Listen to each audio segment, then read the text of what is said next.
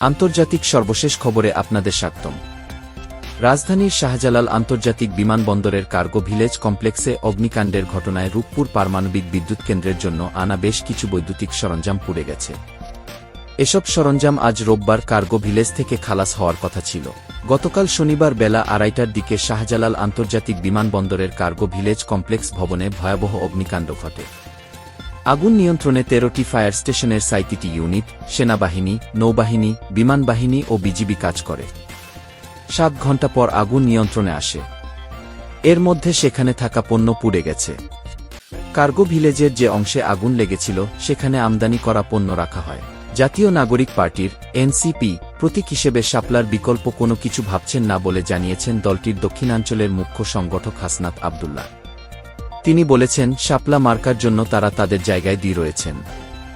তাদের রাজনৈতিক কর্মকাণ্ডের মধ্য দিয়ে শাপলাকে অবশ্যই তারা অর্জন করবেন। আজ রোববার রাজধানীর আগারগাঁওয়ে নির্বাচন কমিশনের ইসি জ্যেষ্ঠ সচিব আক্তার আহমেদের সঙ্গে বৈঠক শেষে সাংবাদিকদের এসব কথা বলেন হাসনাত আব্দুল্লাহ। ফিলিস্তিনের গাজায় বেসামরিক মানুষের উপর শিগগিরই হামলা চালানোর পরিকল্পনা করেছে স্বাধীনতাকামী গোষ্ঠী হামাস, এমন অভিযোগ যুক্তরাষ্ট্রের। মার্কিন পররাষ্ট্র দপ্তর গতকাল শনিবার বলেছে, তাদের কাছে এ বিষয়ে বিশ্বাসযোগ্য তথ্য রয়েছে। হামলা হলে সেটা যুদ্ধবিরতির সরাসরি লঙ্ঘন হবে বলেও জানানো হয়েছে। এক বিবৃতিতে পররাষ্ট্র দপ্তর বলেছে, ফিলিস্তিনের বেসামরিক মানুষের উপর এমন পরিকল্পিত হামলার ঘটনা যুদ্ধবিরতি চুক্তির সরাসরি ও গুরুতর লঙ্ঘন বলে বিবেচিত হবে।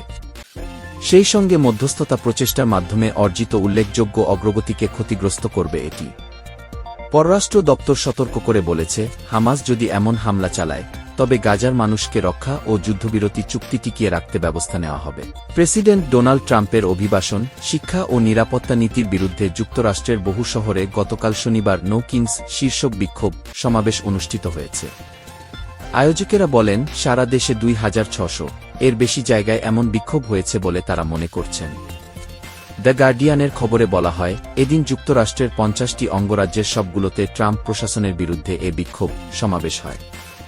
বিক্ষোভকারীদের দাবি, যুক্তরাষ্ট্র কর্তৃত্ববাদের দিকে এগোচ্ছে এবং এখানে কোনো রাজা থাকা উচিত নয়। গার্ডিয়ান আরও বলেছে, এদিন কয়েক লাখ মানুষ নো কিং বিক্ষোভে অংশ নিয়েছেন।